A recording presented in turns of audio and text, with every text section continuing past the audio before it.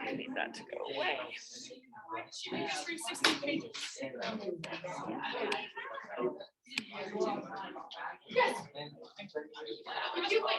Okay, did anyone print their summary for today? Sorry.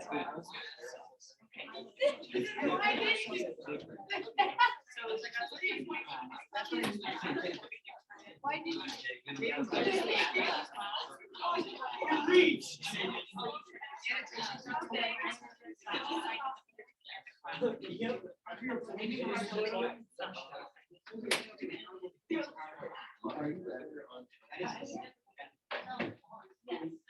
Okay, so sorry, did anyone print their summary for today? No, you can turn it in on Canvas. I forgot to tell this class this. If you print yours, I will grade yours first. Just that's my incentive for printing, because I just prefer it that way. But you can absolutely, if you turn it in on Canvas, you're good. That's perfect.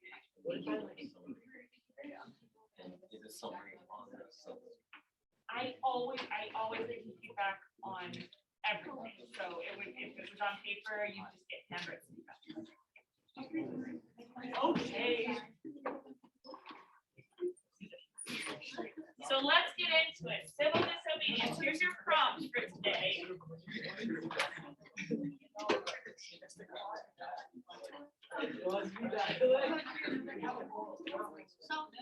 I was done by the annotation again. Yes, look at it. That way I can see like that.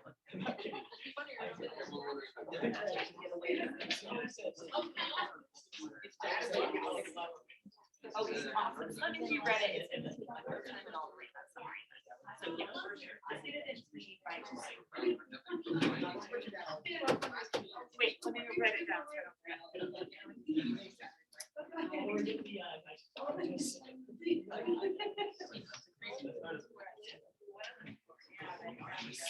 Like,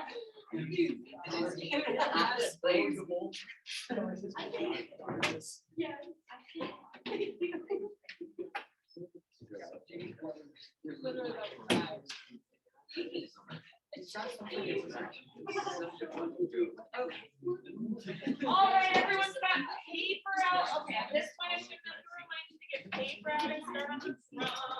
Okay, right here.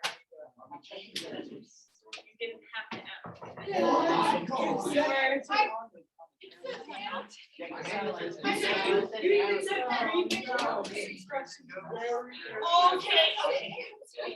Okay, I will give you points for annotating it. All right. Did you write the summary? Okay. How should I do this? extra credit. If you annotate it, I will give you 2 points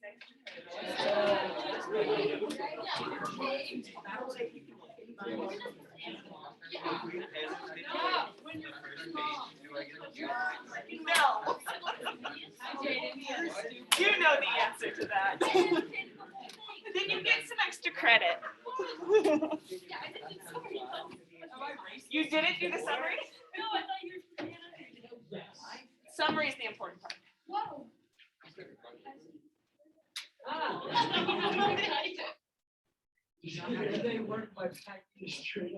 How about this, Keegan? I won't count your summary as late if you can get it in by tonight. Really?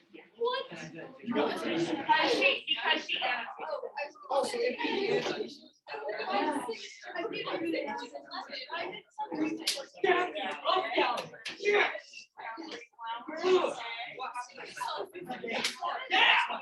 Yeah.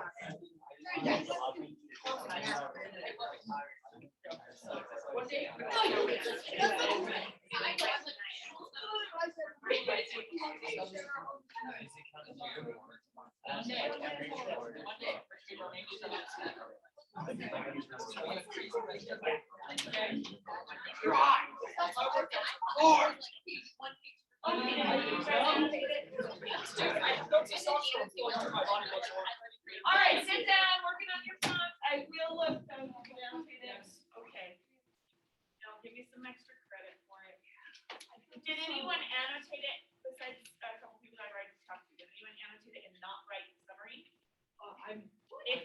completed it and didn't write the summary, I will give you tonight until midnight to turn in that summary, and I won't count it as late. That's our deal here.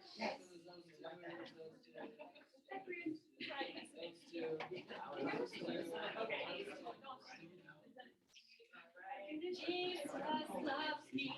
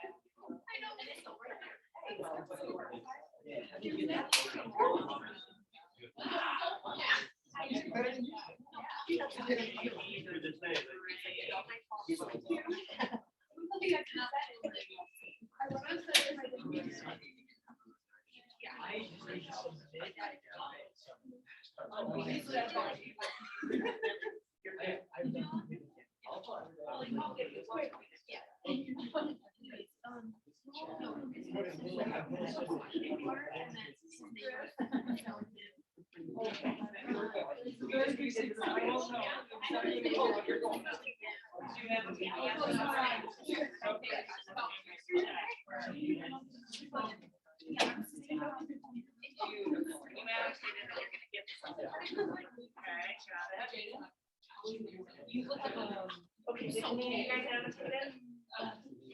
Annotated? You did, okay. Only the first page. All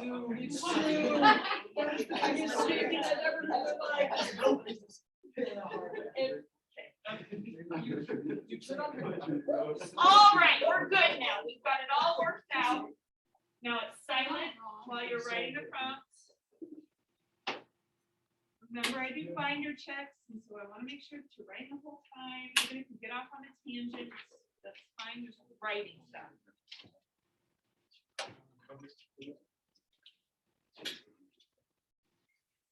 That's a little bit, yeah.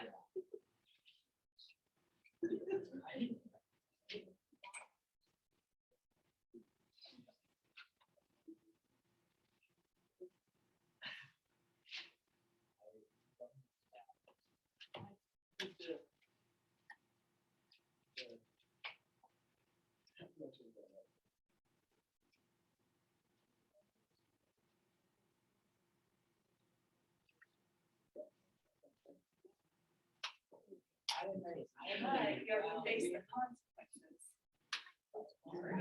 Now you gotta go to jail.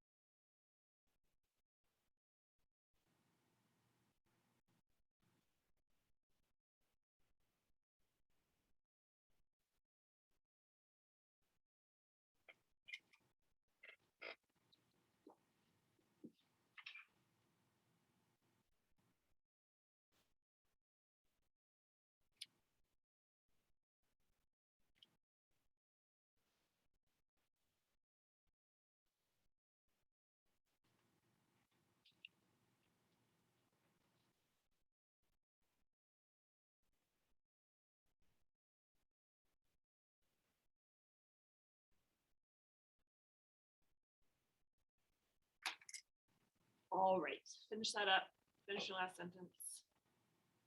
And then we will do word of the day.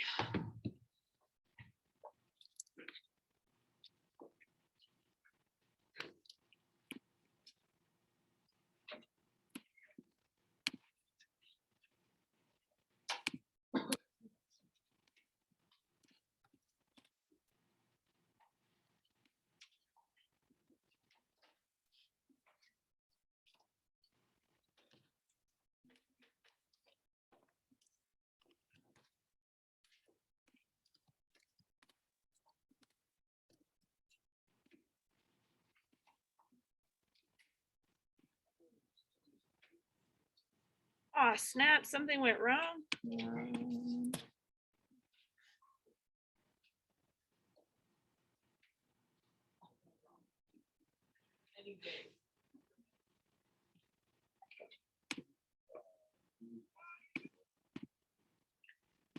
Okay, so our word today.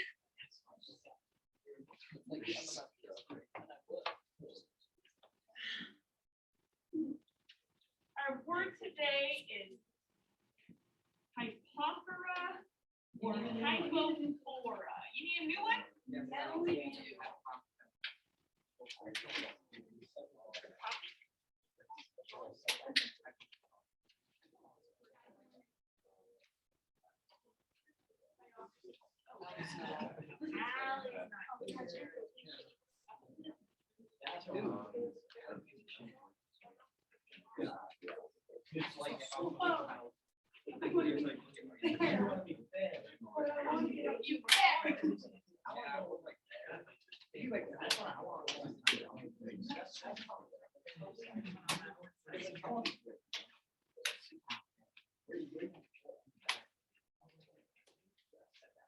Okay, hypophora, you have it right now?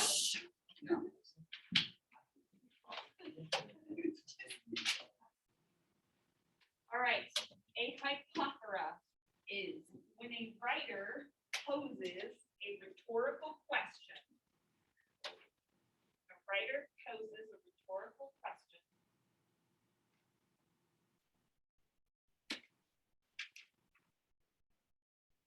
And then immediately answers the question.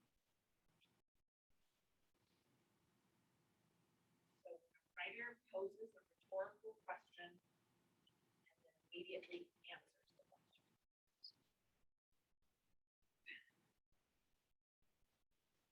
Okay, this is not the example I want you to write down, but Zootopia has a perfect hypophora, so let's look at what it looks like.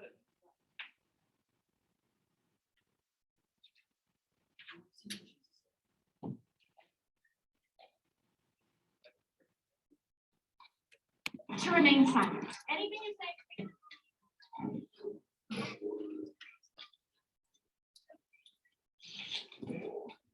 Ladies and gentlemen, 14 mammals went missing and all 14 have been found by our newest recruit. We'll speak to you in a moment. I'm so nervous. Okay, press conference 101. You want to look smart, answer their question with your own question, and then answer that question like this. Excuse me, Officer Hobbs, what can you tell us about the case? Well, was this a tough case? Yes, yes it was. You see. You should be up there with me. We did this together. Well, am I a cop? No, no, I'm not.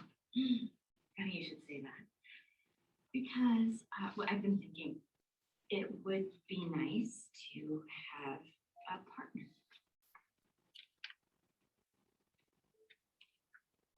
Here. Okay, let's not bring it back.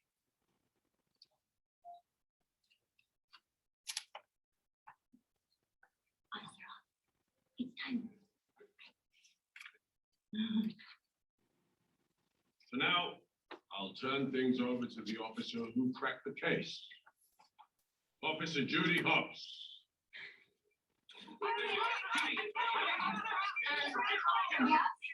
can you tell us about the animals that went savage? Well, the animals in question, are they all different species? Yes, yes, they are.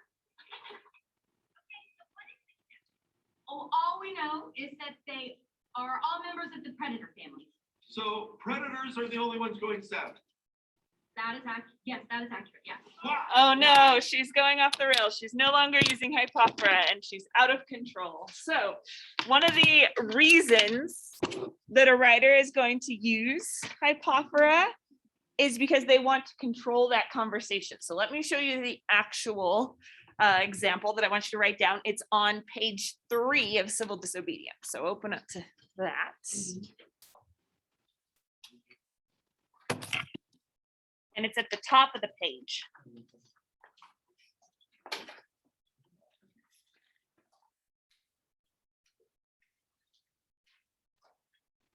Okay, so here's what you're going to write down. It says, how does it become a man to behave towards this American government today? I answer. And then you can put a little ... But I think that shows what a Hypophora is. So you're going to copy down, how does it become a man to behave toward this American government today? I answer.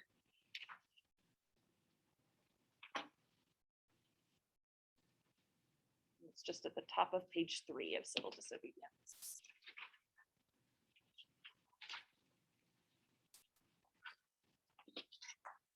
I highlighted it in yellow if you're having a hard time finding it.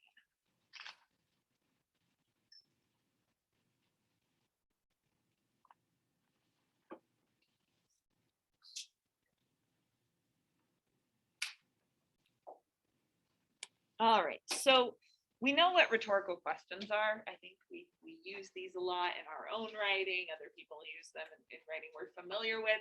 This is a specific kind of rhetorical question where it's not totally rhetorical, because usually a rhetorical question means that there isn't an answer and the author doesn't, or at least that the author doesn't want you to like actually answer them, right? But in this case, the author is providing that answer for you. So he's saying, what should you do towards our American government right now? How should you treat the government? And he says, I answer that if you are, somebody with a conscience, you cannot without disgrace be associated with it. I cannot for an instant recognize that political organization is my government, which is the slaves' government also. So basically he says, actually, you tell me, what does he say? What does that part mean? How should men behave towards their government, according to Thoreau? Yeah. They shouldn't regard it very highly at all. In fact, they should not be associated with it at all. So think of all the ways we're associated with government. We pay taxes. We use their roads. You are sitting in a public school funded by the government right now. You pledge allegiance to the flag. There's all sorts of ways. He says, if you are living in like a government that supports something that is like so heinous, so terrible as slavery, then you should not be associated with it at all. So, I mean, he actually kind of lived what he preached. He went out there to Walden Pond and tried to disassociate himself from government completely. He's saying like, that's the moral choice that you got to make. So let's think about why he would use a Hypophora there. What do you think? Yeah, Emily? Is that his associated, isn't it, maybe there's Yeah, good point. Yeah, good point. So in this part, he's like, you can't recognize or associate with it. But later on in the essay, it's like, you have to do more than just not associate with it. Yeah, you got to you have to take a stand against it. Yeah, for sure. Why use the Hypophora to present this idea though? Why not just say, because you could say this in a different way. You could just say, you shouldn't be associated with this government because it supports slavery.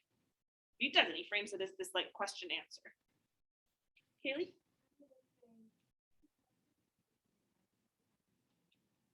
Okay, good. So it removes a lot of possibility for the audience to go on a different thought path, It's like if you pose a question, are you going to clean your room today? Yes, you are. You don't get any other options then. So then why pose the question at all in the first place?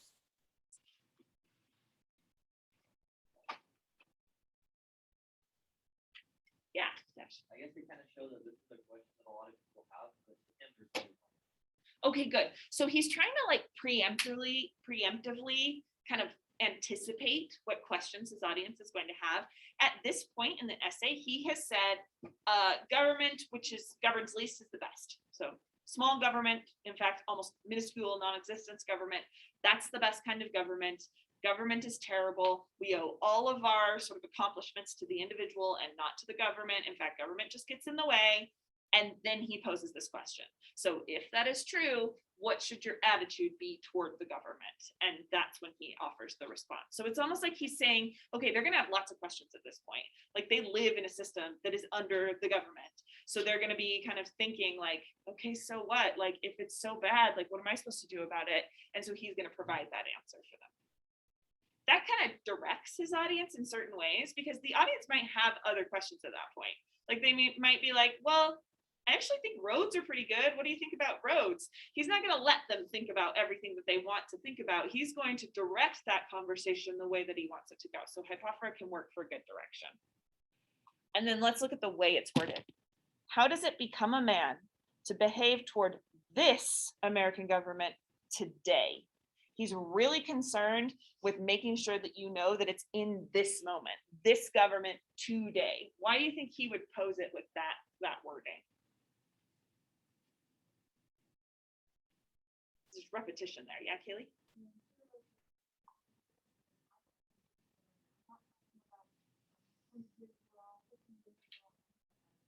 Yes, that's so important to his essay because I think a lot of us like will read this essay and we'll think of it as like a philosophical idea. We'll be like, oh yeah, it is like sort of like it is important that we recognize that people are good, but government gets in the way, blah, yada yada yada.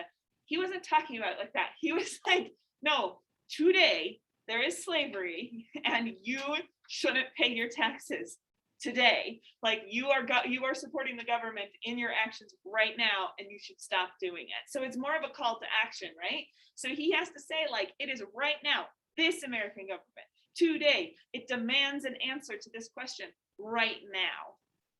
Anything else you want to say about the wording of it?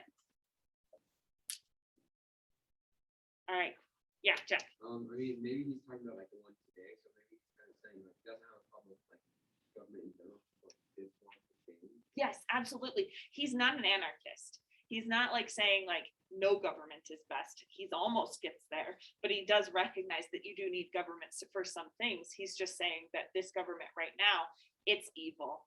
So one of his main concerns is slavery. And then did you notice what is his other main concern with this government? The war, the Mexican-American War. He was really against that war as like this expansive kind of taking over more territory kind of war. So he's like, if you have big issues like that in government right now, then you should not participate.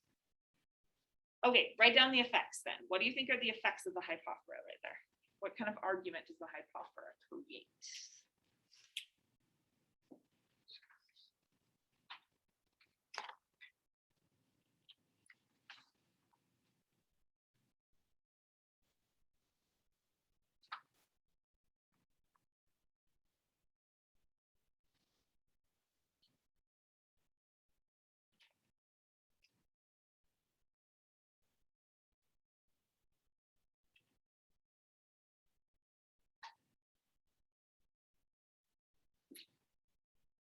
All right, and then you're gonna need your Chromebooks, so pull out those Chromebooks.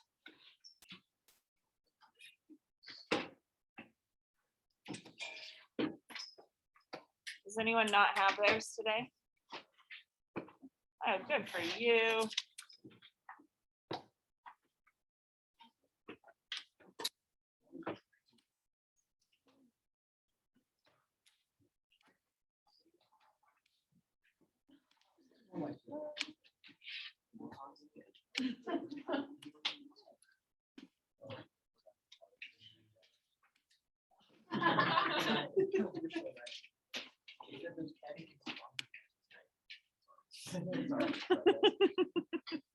That's the one thing we need to fix. Yeah. Just get rid of Arby's or like change it. Got it. What about the curly fries?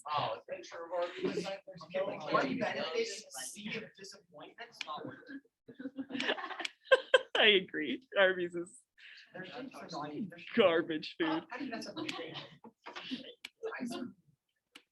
I gotta say, I like their commercials though. Their commercials.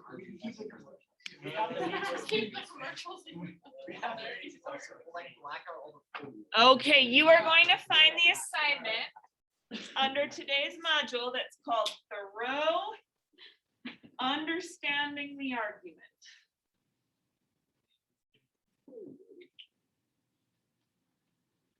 I will show it on the projector. Actually, first I'm gonna put you in groups, so you three are gonna be in a group right here. You four in a group. Four. Darn it. We're gonna do you three right here. And then we're gonna do four right here. Wait, you usually, that doesn't make sense. You guys usually do three. Okay, you four right here, you four right here, usually together. These are really easy groups in here. They're always the same. Sorry. I didn't mean to do this. You four is usually. 5, 6, 8. Okay, one person in your group needs to open the Google Doc on that page and make a copy of it and then share it with everyone else in the group.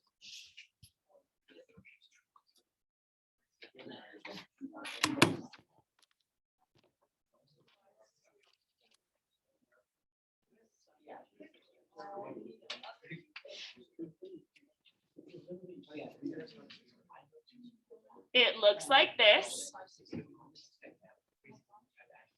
And I am going to assign each group a page number. So I won't remember these. You guys have to remember what page number you got. You guys get page number 1. You guys get page number 2. You're page number 3. You guys are page number 4. Back here, you guys are page 5. You guys are page 6. And over here, you are page 7.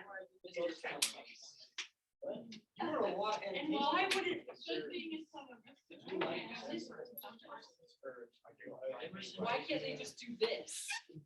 Okay, let me get your attention. Let me get your attention while I explain this. So you're going to make a copy of this document and share it with your group members. And then there are the page numbers down the side here. You are only responsible for filling out the row of your page number. So if you're group 1, you guys are filling out the row going this way for group 1, right? And you're only looking then at that page of Thoreau's essay. So at this point, you've read it all, you've written a summary on the whole thing, but you're going to zero in on one page and really be very specific about what that argument is on that page. So under argument, you're doing a bullet pointed list. Make sure you hit all the important parts of that argument. Under motto, you're choosing a quote from Thoreau. So this doesn't come from you, it comes from Thoreau. He's like Emerson, he's got these like really great little quotes that you can choose. And you're trying to choose a quote that represents the argument on that page. And now here's the part where it gets a little bit more interesting. So you're thinking about the connections between what you read in Thoreau and our contemporary society. We are like living in the age of civil disobedience right now. There's Black Lives Matter protests, there are environmental protests, there are anti-mask, anti-vax protests, there's the insurrection at the Capitol. There are so many instances of people like breaking the law because of what they believe.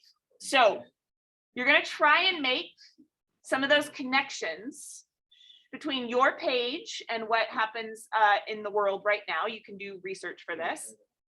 Because for your sources, you need to find at least 2 essays that you think have some sort of relevance, or 2 articles. And you can look online for those articles. All you need to do here is you need to provide a link and then a 1 to 2 sentence summary of what's on that page. And then I want you to make a meme to help us remember it based on your page. This website though, the school decided to block it this year, I think. You can use Jamboard. So you guys know how to get around it, or? I know. Well, I don't know how to get around that, but I can use Jamboard. What's Jamboard? It's like a Google thing. Okay. It's like Google Photoshop. Okay, good. So you could use that. You could use your phone if you want to, and then do a screenshot. Or if you're like, I don't want to worry about the thing, you could draw a meme and take a picture and we can upload it that way. So lots of different options. Okay, let me, one more thing. I don't mind if you guys delegate for these last ones. But I want to make sure that you're all working in your group, you're all working together on the argument part. Make sure that everyone in your group understands the different points of the argument before you move on to the next parts. Okay, does anyone have any questions? I am going to give you a half hour is all for this. So you gotta work quickly. You have to stay on task in order to get it done in a half hour. And then you are going to present it at the end of that half hour. You're gonna present the information. You don't have to stand up. It won't be formal. I'm just gonna ask your group about it. All right, go for it.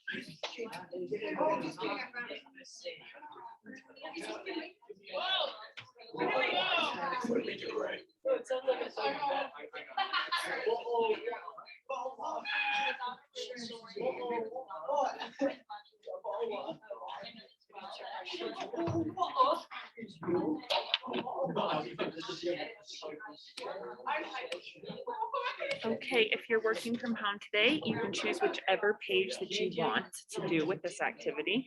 And then obviously you won't do the presentation part, but I will turn the recording back on when we do that so you can hear. We're gonna be going here in a second.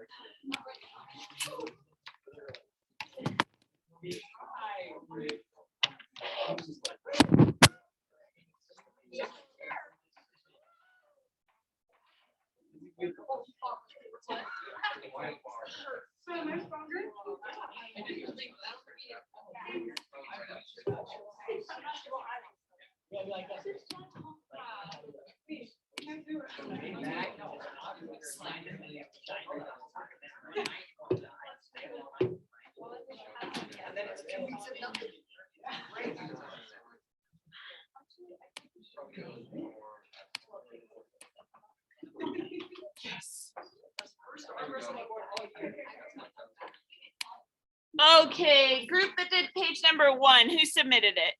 Dash did, okay.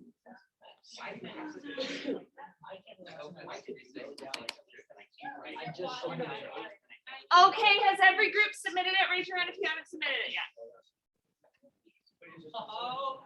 All right, let's have silence while everyone is presenting then. So I just need one person in your group.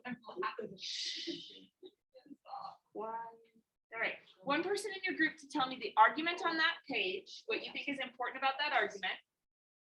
I want you to tell me about the connection that you found to our contemporary government, and then we will look at the name together. So group number 1, tell me what is Thoreau's argument on this first page?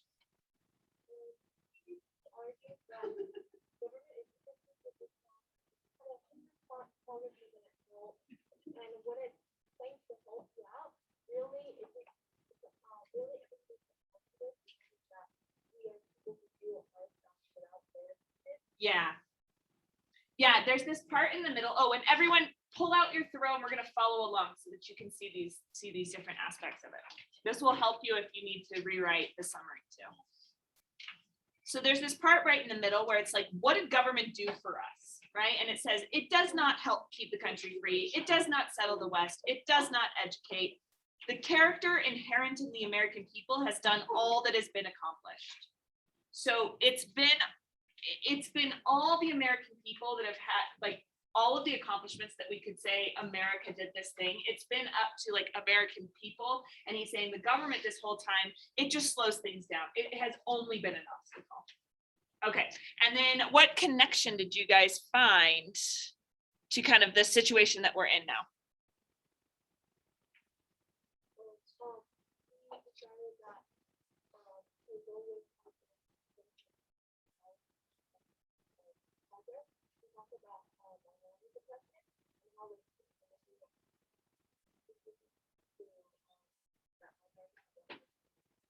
Okay, good. So you're thinking about this idea that American government tries to make room for everyone to be able to vote, right? That was sort of like the ideal of it.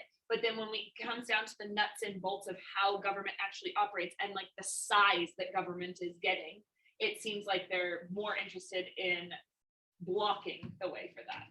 Okay, that makes sense to me. I think that is accurate for the argument. Let's look at their meme.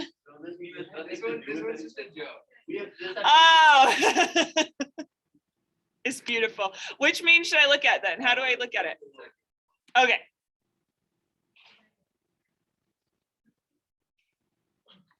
Thoreau, when the government doesn't give enough power to the people, he's being attacked by bees. And I think this one works really well too, because it's the individual being attacked by like these mindless drones, which is how he says government is.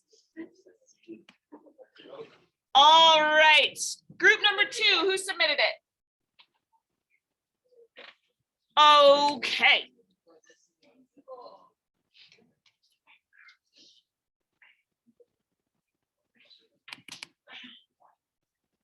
All right, group number 2, tell us about the argument on page 2.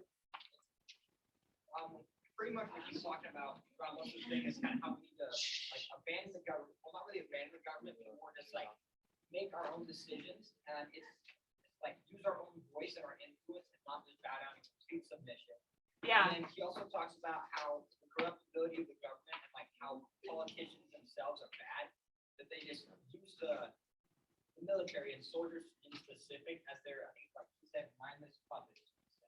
Yeah, so he doesn't have much respect for the military, Thoreau. In fact, that was the main reason that he did not want to pay his taxes, because he felt like just being a part of the military is a way that the government strips somebody of their humanity.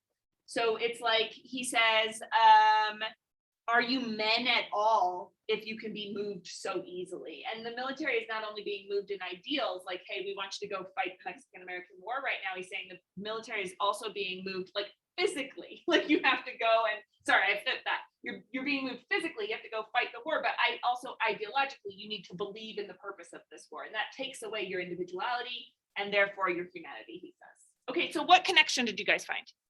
The two we found were the Rosa Parks bus protest, Okay, good. and then the I'm gonna say it wrong. Tiananmen.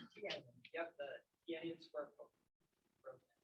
Did this article have a picture?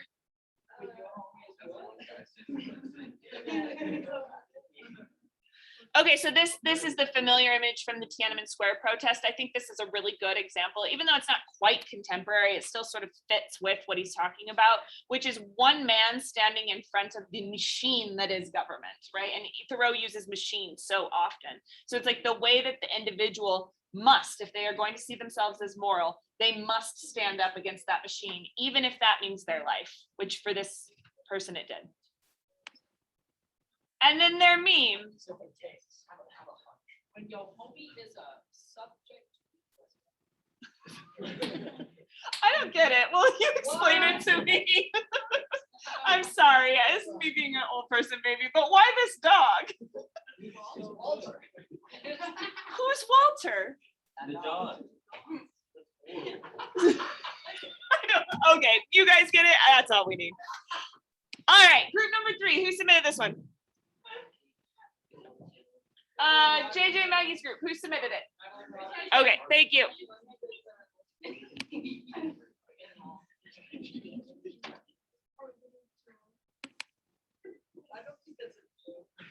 Okay, group number 3. Tell me about the argument on your page. Arguments are like plain old game, the government is like small so much. And then like you need to do everything without the government to follow them and give it. Yeah.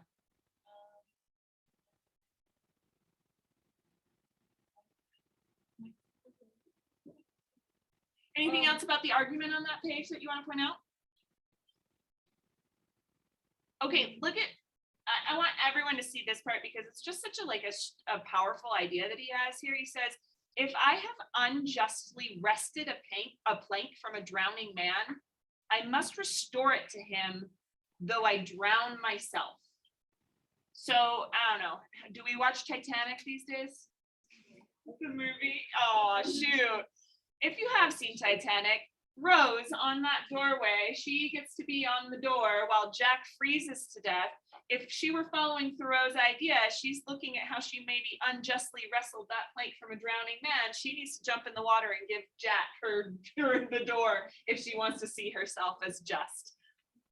If you haven't seen Titanic, though, basically what he's talking about is this idea of privilege. He's saying, like, if I have gotten some privilege because of an injustice, then it is up to me to fix that thing. It's not up to the government to fix it. It's up to me individually. And he says, even if I drown myself, so that means even if I die in the process, even if I completely give up any kind of privilege I had, it's my moral duty to do that. And it's so powerful when he says this later on, and he says, though it costs them their existence as a people. He's specifically talking about we the people. He's talking about one of our founding documents.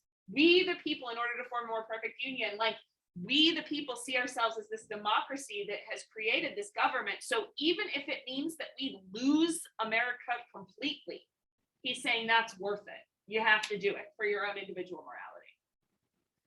Really, kind of extreme a little bit. Okay, I'm gonna look at your meme.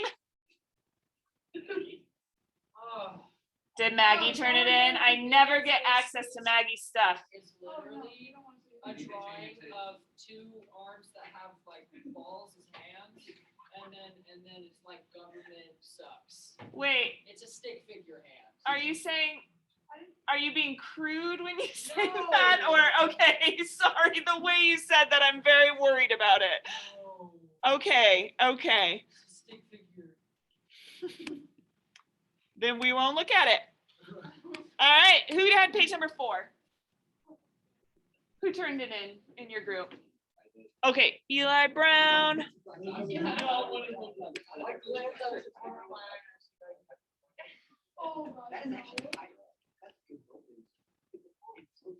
Okay, so explain to me the argument on page number 4. Page number 4 is where he gets even more extreme in his position here. All right, group number 4, someone explain to me the argument.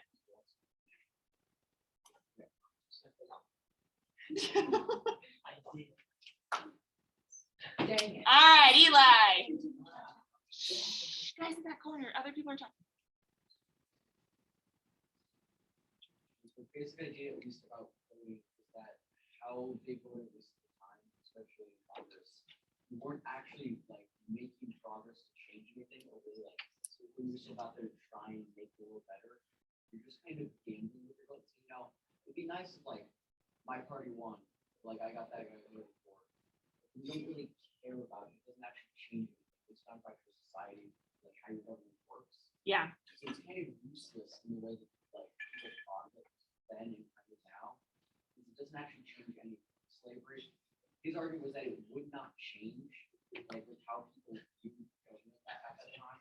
Yeah. It would just be either government has to like everybody has to agree that slavery is horrible, we should abolish it. No one's going to. And the half argument would be like, you know, it'd be nice if it was gone. But it's not going to go away unless people can work straight. Okay, good. Yes, he's talking about how like he's not anti-voting, but he's almost anti-voting. So he says voting is like a game. It's like gambling, basically. And you are gambling with your position, and you are hoping that you're with the majority, and you're hoping that the majority is morally correct. But he does not have high opinions about the majority. He does not think that the majority is always going to make the right choices. So he says, even voting for the right is doing nothing for it. So it's like, go ahead and vote, I guess, if you want to, but your vote is not a moral action, just to go out and vote. And so he says, it's a feeble thing to do. And he says, a wise man will not leave the right to the mercy of chance. And there is but little virtue in the action of masses of men. So as far as like democracy is concerned, it's not that he's anti-democratic. I think he would agree that democracy has its place for certain things that are a little bit less moral. For example, building roads, and where should we build the roads and how should we fund the roads, etc.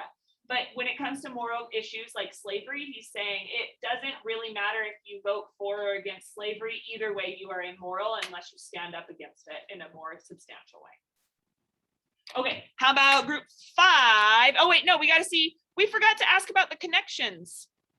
Okay, tell me about the connection here between to our contemporary culture. Group 4.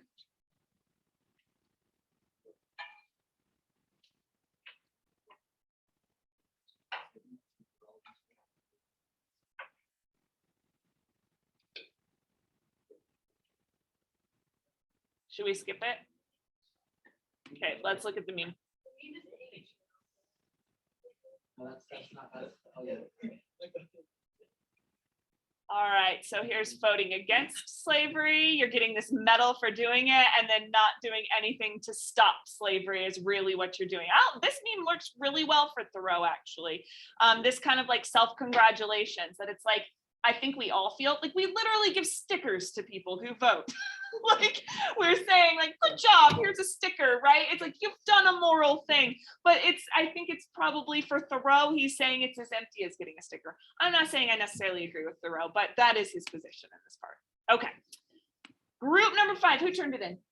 Jackson, all right.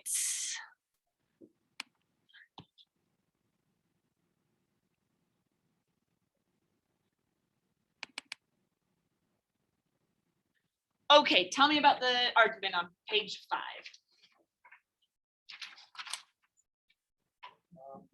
So on page 5, he's talking a lot about, he talks a lot with like, not judging other people, kind of just keep it to yourself. But then he switches and says, you should get more involved in government though, when they're kind of, like going against your moral belief as well. Like he talks about. Yeah. Should you just like sit around and not do anything if you know there's like a law that's unjust or wrong?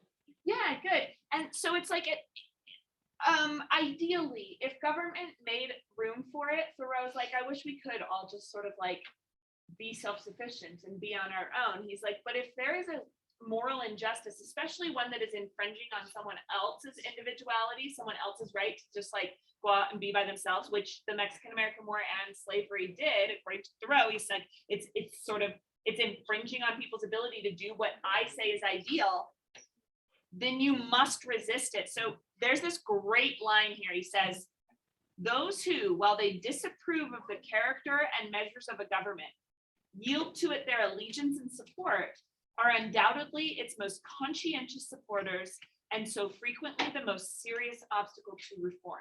Basically what he's saying there is that a government builds into itself a certain ability to express resistance. Like to say, hey, I hate this idea. Our government is stupid and I don't think it's a good government. But as long as you're following it in any way, either by voting or by paying your taxes or by using the roads or whatever, then you are actually a bigger supporter for that government than somebody who just wholeheartedly supports it. Because here you are saying like, the government is powerful enough that even if I disagree with it, it can still go on operating as usual. So he's kind of saying like, you got to put your money where your mouth is. If you're going to stand up there and say like, our government is corrupt, then you need to take a stand against it or you're actually supporting it. All right, so did you guys get a meme for this one? There's one on. Is it right there? I'm gonna need it. Is it so good? We need to see it. All right, I'll come back to your meme. All right, page 6. Who submitted it for page 6? Gavin.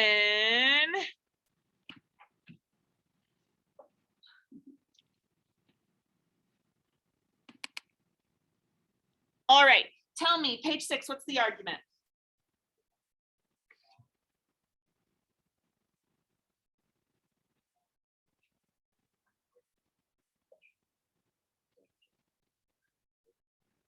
Yeah.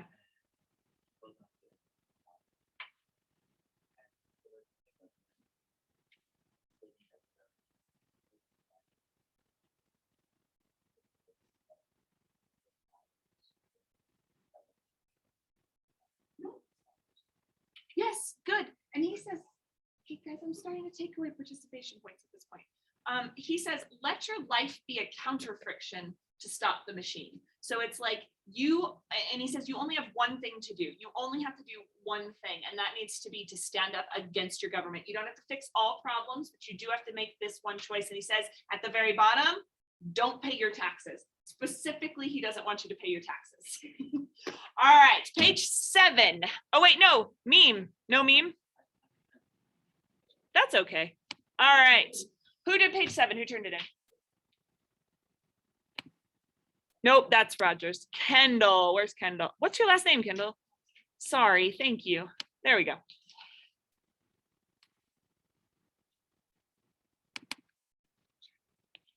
Okay, tell me about page 7. What's the argument here?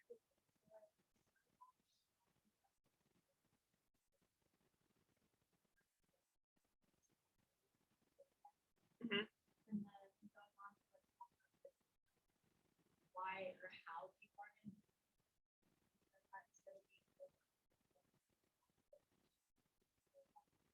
Serve the same purpose. Okay, excellent. So it's like either you need, so he's got so many quotes on this page. Number 1, under a government which imprisons any unjustly, the true place for a just man is also prison. So what he is saying is, if you think there are some people right now who are innocent and they are in prison, or if you think that prison sentences are too harsh right now, then you need to be in prison too. He's like, it's your job then to go to prison to show that there's an injustice here. He also says the only house in a slave state in which a free man can abide with honor is prison, which means that if, under slavery, all these people are metaphorically imprisoned, but for all intents and purposes imprisoned, then if you don't believe that slavery is right, then you also need to be in prison. He also has this part about violence on this page, and we need to address this. He says, but even suppose blood should flow, is there not a sort of bloodshed when the conscience is wounded? Through this wound, a man's real manhood and immortality flow out, and he bleeds to an everlasting death. I see this blood flowing now. So he looks at slavery and he's like, okay, let's say there is a war. It's great to, change things peacefully. That's awesome. If we all could go to prison and we could change this peacefully, great. But even if it does result in war, even if blood is shed, then so be it, because the consciousness, your consciousness has already bled in a metaphorical way. Like, you have already lost your manhood. Basically, you've already lost being a man in this society. You're not human anymore. So might as well spill some real blood too. Like, when we think of Thoreau, sometimes we think that he's like this really anti-violent, peaceful guy out in the woods, which was true. But ideologically, he's not necessarily opposed to violence if the situation calls for it. And then there's also this mo money, mo problems part where he says, absolutely speaking, the more money, the less virtue, which is a fun thing to think about. Okay. Let's look at the meme. We got a Drake meme. Feeling like you're in prison and still paying taxes? No, sir. Actually being in prison but not paying taxes? Yes, that's what we want. That's a good one. That really does sum him up. Okay, so last 5 minutes of class, I want to have a little discussion here then about what you think of this idea.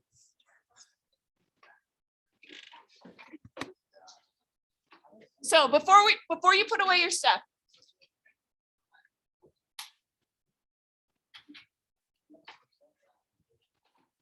So Thoreau, I think, is talking about civil disobedience in a way that's more extreme than we're used to thinking about it. Because often when we think of civil disobedience, we're thinking of the civil rights era, and we're thinking of Martin Luther King Jr. in particular. And so we're thinking of peaceful protest, right? Nonviolent protest. And that might be the most effective way to protest. I mean, obviously the civil rights era was extremely powerful. If you lived in another country, the one thing that you're kind of guaranteed to learn about America is the civil rights movement. You don't necessarily learn about the Revolutionary War. You don't necessarily learn about what our politics are now, but almost every other country in the world will study that particular moment in American history. So there's obviously something very powerful about it. But when we're looking at the word civil, there's 2 definitions. One, you could be thinking about being civil in a polite way. So when you're civil to somebody, I treat someone civilly, what does that mean then? Gracious, kind. Yeah, Kaylee? Okay, good. So to treat someone civilly, it's peaceful, it's respectful, etc. Good. But there's another definition of civil, which just means between civilians. So that just means it is something civil happens when it is between two people under a government. So like if you have like a civil lawsuit, it means that the government's not necessarily involved, it's just people. I mean, they are involved, they have judges and so on, but it's people kind of battling it out amongst each other. Civil is related to civilians or civilization, right? And when Thoreau's talking about civil disobedience, he's talking about this one. He's not necessarily saying anything about peacefulness or nonviolence or anything like that. It's not, I'm not saying he was a violent guy. Like, I'm not saying that he's like, go out and spill blood. But he is specifically talking about this one, and this one doesn't necessarily discount disobedience that goes, awry. So like there are figures like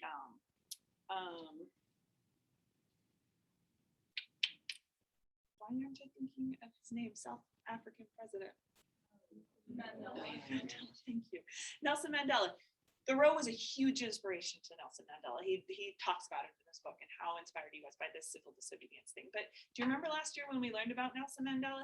He was not a believer in peaceful protest. In fact, he was a believer in blowing up civil buildings, right? And like forming his own militia to go against apartheid. So people have taken Thoreau and been inspired in different ways. So next time we're going to look at those different ways. You get to choose which kind of civil disobedience you want to look at and decide whether you think that one was justified or effective.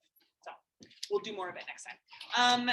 That means there is no homework for next time. Yeah, good. No homework for next time. Remember to get those things in by tonight if you still haven't done them.